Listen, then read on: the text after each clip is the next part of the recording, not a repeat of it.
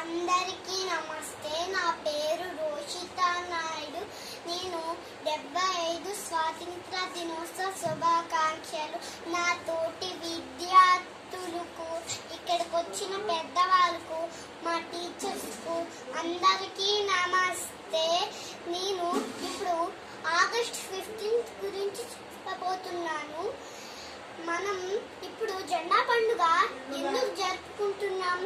మన భారతదేశానికి బ్రిటిష్ వాళ్ళు వ్యాపారం కోసం వచ్చి ఇక్కడ ఉన్న సిరి సంపదాన్ని చూసి ఇక్కడ ఎలాగైనా మన భారతదేశంలోనే ఉండిపోదాం అనుకున్నారు.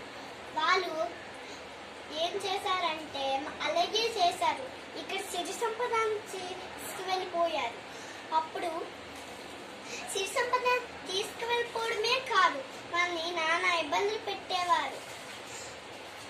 పని మనుషులుగా, బానిసలుగా ఇలా చాలా చూసుకునేవారు. కొన్ని చెప్పులు వేసుకుని ఇచ్చేవారు కాదు, కొత్త బట్టలు వేసుకుని ఇచ్చేవారు కాదు, ఆటలు ఆడనిచ్చేవారు కాదు, స్కూల్కి వెళ్ళనిచ్చేవారు కాదు, అలాగే ఏమి చేయనిచ్చేవారు కాదు. కొంతమంది నాయకులు గాంధీజీ, అల్లూరి సీతారామరాజు, నెహ్రూ, ఝాన్సీ లక్ష్మీబాయి ఇలాంటి చాలా మంది నాయకులు పోరాడి మనకి స్వాతంత్రాన్ని తెచ్చారు. అందుకే మనం ఆగస్ట్ 15న మనం ఈ స్వాతంత్రాన్ని జరుపుకుంటున్నాం. మనం చక్కగా ఆడుకుంటున్నాం, చక్కగా పాడుకుంటున్నాం, చక్కగా మనం స్కూల్కి వెళ్తున్నాం, ఇవన్నీ చేస్తాం.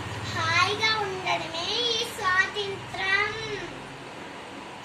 ఇంకోటి చెప్తున్నాను. అరుణ అనే ఒక అమ్మాయి ఉంది. తనకి ఒక కాలు ఇరిగిపోయి ఇంకో కాల్లో రాడ్ పెట్టిన తను ఎవరెస్ట్ శిఖరాన్ని ఎక్కింది. గ్రేట్. మనం చిన్నప్పుడే లక్ష్యాన్ని సాధించాలి, పెద్దప్పుడు కాదు. పెద్దప్పుడు మనం ఎలాగో లక్ష్యాన్ని సాధించేస్తాం, చిన్నప్పుడే లక్ష్యాన్ని సాధించాలి. ఇంకోటి చెప్తున్నాను చూడండి. ఒక గురువు ఉండేవారు. తనకు 3 శిష్యులు ఉంటే అప్పుడు ఒక్కొక్క శిష్యుడికి మట్టిస్తారు. ఒక్కవాడు తన దూరంకి వెళ్ళి అమ్మో గురు చూడట్లేదులే అని కొంచెం మొక్కుకొని వెళ్ళి వేస్తాడు. రెండోవాడు అమ్మో మా గురువు గారు ఎందుకు చెప్పారు, నేను వినాలి అని ఎంతైతే గురువు గారు ఇచ్చారో అంతే వేస్తాడంట. మూడోవారు పంపేస్తాడంట. మళ్ళీ గురువు గారు పిలిచి మొక్కలిస్తాడంట.